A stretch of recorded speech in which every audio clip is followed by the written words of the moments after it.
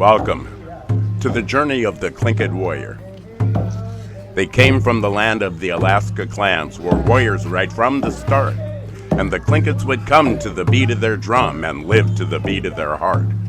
Past fighting was done using arrows and gun. Spears were sometimes employed. Fights before guns meant going one-on-one, where blades were weapons of choice.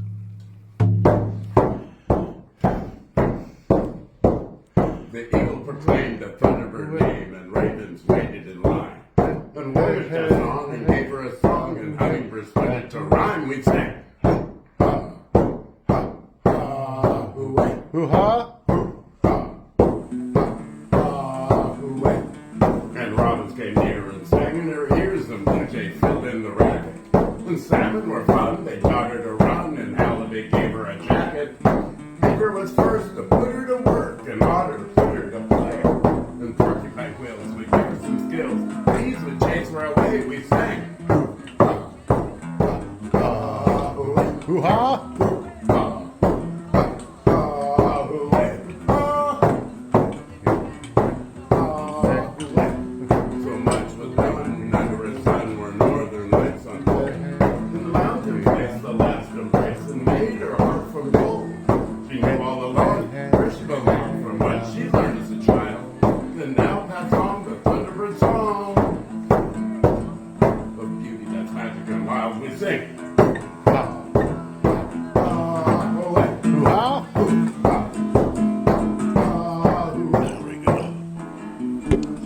Hello and welcome everyone. Welcome to Tlingit country.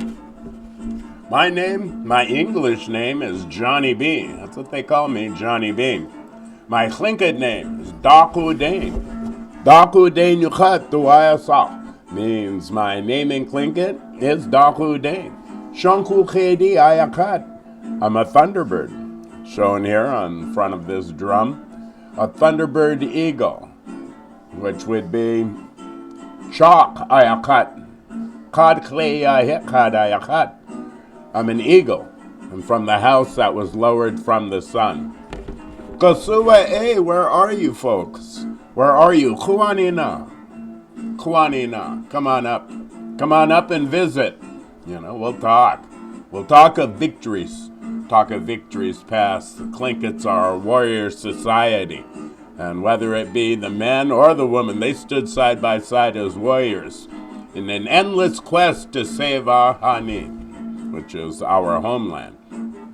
Whether it was the battle with the mind, whether it was using your body as the weapons of war. For centuries, the Tlingits held down this homeland, which stretches 200 miles north of where I'm sitting to 200 miles south to Ketchikan of where I'm sitting. That's half of the northwest coast. From Ketchikan to Seattle is the other half. So the Tlingit tribe is probably equal in size and territory to the next 24 tribes that's around us. So yes, it is a large and powerful tribe, that's been based in one of the richest resources in all of North America, known as the Tongass Forest, Glacier Bay National Monument. We have a mean riff that we're playing in the background there. After working on fish all day, somebody would grab a guitar, somebody would grab a drum, and we'd celebrate. We'd celebrate, that day of work being completed and being over with. And this here, we combine Tlingit music with the rhythm and blues sound. Some would call it the Siwash blues, but we do have somewhat of a Tlingit soul about us. And this here is simply Mawasaway Kawashu, Mawasaway Kawashu, Mawasaway Kawashu. Hooey, wop, bambaloo, bamba, wappa, bamboo. Didn't have a lot of technology back when I was coming up, so we would go ahead and create, our own entertainment, our own sounds. We certainly didn't have anything resembling YouTube or Facebook or any other technology that you see nowadays. But when I say the Tlinkits are a culture of warriors, it is very true. And that's not just, picking up the guns and the spears and the knives and combating one another. It's standing up, in protest against the Russians selling Alaska, right out from under our feet to the United States. It's trying to save a language, the warriors of language, warriors of culture, people that are trying to revive the culture are considered to be warriors of the Tlingit culture as well. We're all part of the land and the animals as well. I mean, this very much so could be a story of nature itself when you talk about Southeast Alaska. We live as the killer whales did. We live as the wolves did. Our homeland, our ahani, is our strength, and it's been passed down through generations and generations, from the elders to the youth, from the foundation to the future. I was talking to this one Tlingit boxer, this fighter, who obviously had the warrior spirit about him, and he would talk about his dreams as if they were deja vus, and he relived many of the battles that the Tlinkits had and fought throughout the centuries, especially with Russians. I wrote about it in a story poem format that we'll be using quite often on this program here, which is the Tlingit Warrior. What is it we see in these visions and dreams? The times our mind keeps on file. When our memory fades, but the mind still replays these adventures our senses compile. We've been here before, in peacetime and war, and stood for homeland and tribe, when strong warrior names could then be explained as the essence of brotherly pride. This clan in Southeast was Chunkul KD and flew in on Thunderbird wings, while keeping a bond with the fierce Kagwan Ton, those warriors with plenty of sting. Past fighting was done using arrows and gun, or spears were sometimes employed. Fights before guns, men going one-on-one, where blades were weapons of choice. The centuries may change, but our role stays the same: defense against raids from the sea, when Russian fur traders and foreign invaders were staging their own Wounded Knee. The Kodiak tribes were trying to survive by hiding their families in caves, then died by the thousands on Refuge Rock Island or taken as hostage and slaves. Then word came down, now Tlinkits must bow for a czar who now owned their lives. The men were to serve with their labor and work, while their women were taken as wives. So the peace didn't last, whether present or past. There was always that challenge for honor. And the fact still remained that in Ikahat veins was the blood of the wolf from his father. He'd lead his own pack and prepare to attack on behalf of relations in need. The Kiksadi clan were fighting for land, and their village was under some siege. And so these heathens came forth from their plunders up north, and there's no way the Tlinkits would run. To the Russians' surprise, unlike other tribes, Tlinkits attacked them with guns.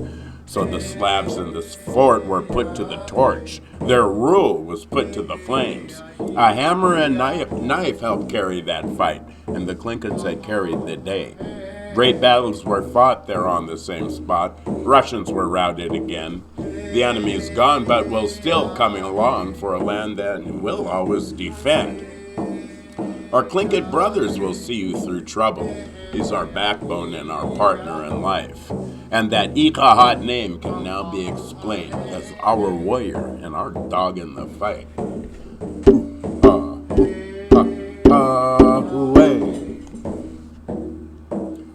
That's just one Yukon Valley.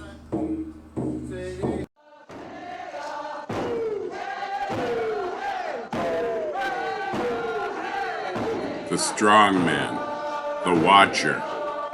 You're in Tlingit country once you start seeing these signs, these symbols.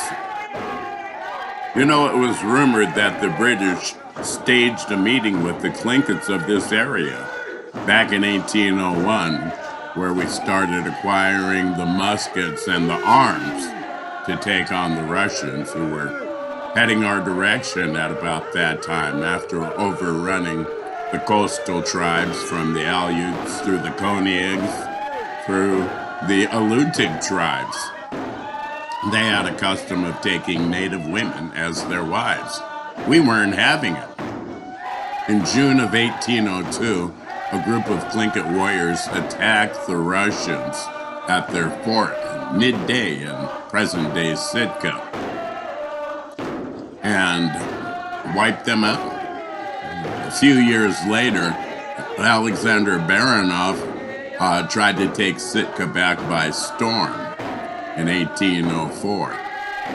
And he came down with the frigate the Neva and led this big force of Aleut hunters and Russian hunters and Russians merchants of war. You know, they were called the Promenostus. Back in 1801, where we started acquiring the muskets and the arms to take on the Russians, who were heading our direction at about that time after.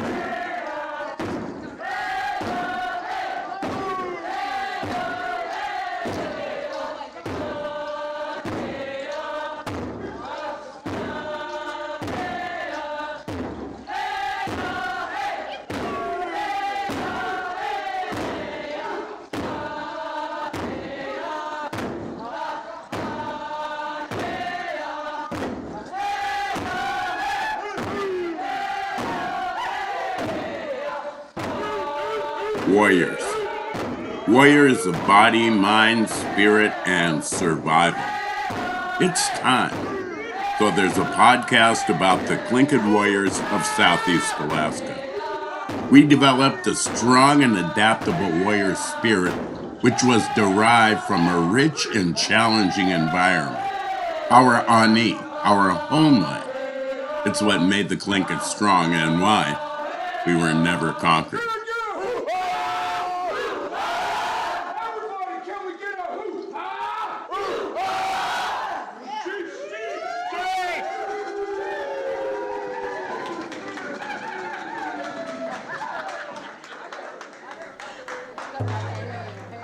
Join us again for the journey of the Tlingit Warrior. Our ancestors' lives were written with knives, carved into cedar and stone. The landmarks had come to be painted with blood, make claim to ancestral home. This knowledge we give so the children will live with a language that they understand, where wisdom is still the weapon we hold for saving their native homeland. We've carved it in stone. This here is our home. This here is our Ani.